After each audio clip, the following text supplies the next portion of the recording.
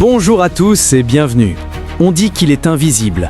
On dit qu'il peut abattre une cible avant même que le pilote ennemi ne sache qu'il est là. C'est le seul avion de chasse que le gouvernement américain a totalement interdit à l'exportation, même pour ses alliés les plus proches. Aujourd'hui, nous analysons une légende vivante, le roi incontesté de la supériorité aérienne, le Lockheed Martin F-22 Raptor. Pourquoi, près de 20 ans après sa mise en service, reste-t-il le cauchemar de toutes les forces aériennes du monde? C'est ce que nous allons voir. Pour comprendre le Raptor, il faut revenir à la fin de la guerre froide. L'US Air Force voulait une machine capable d'écraser totalement les nouveaux avions soviétiques comme le Su-27. Le but n'était pas de faire un combat égal, mais un combat injuste. C'est ainsi qu'est né le programme Advanced Tactical Fighter. Le F-22 a effectué son premier vol le 7 septembre 1997, mais il est entré officiellement en service actif en décembre 2005. Oui, cet avion a été conçu il y a plus de 2 décennies, et pourtant, technologiquement, il domine encore tout ce qui vole aujourd'hui. Alors, qu'est-ce qui rend cet avion si spécial? Sa constitution repose sur 3 piliers majeurs. Le premier, c'est la furtivité. Le F-22 n'est pas juste discret, il est construit avec des matériaux composites et une forme angulaire précise qui disperse les ondes radar. De plus, contrairement aux autres avions qui portent leurs missiles sous les ailes, le F-22 cache tout son armement dans des soutes internes qui s'ouvrent et se ferment en une fraction de seconde.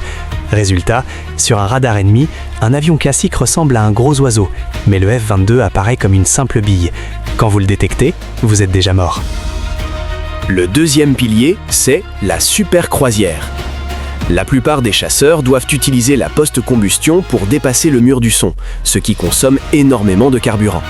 Le F-22, grâce à ses moteurs Pratt & Whitney F119, peut voler à max 1.8, soit plus de 2000 km/h, sans post-combustion.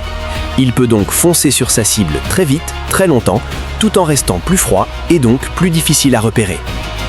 Le troisième pilier, c'est la poussée vectorielle.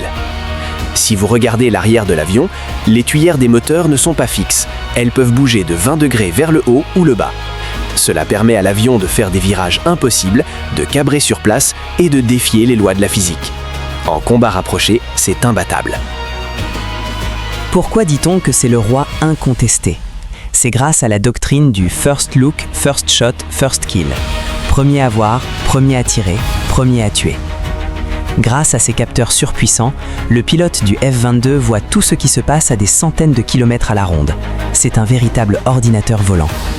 Pour vous donner une idée de sa puissance, lors d'exercices militaires réels, le F-22 a obtenu un ratio. En résumé, le F-22 Raptor est le mélange parfait de furtivité, de vitesse pure et d'une agilité hors du commun.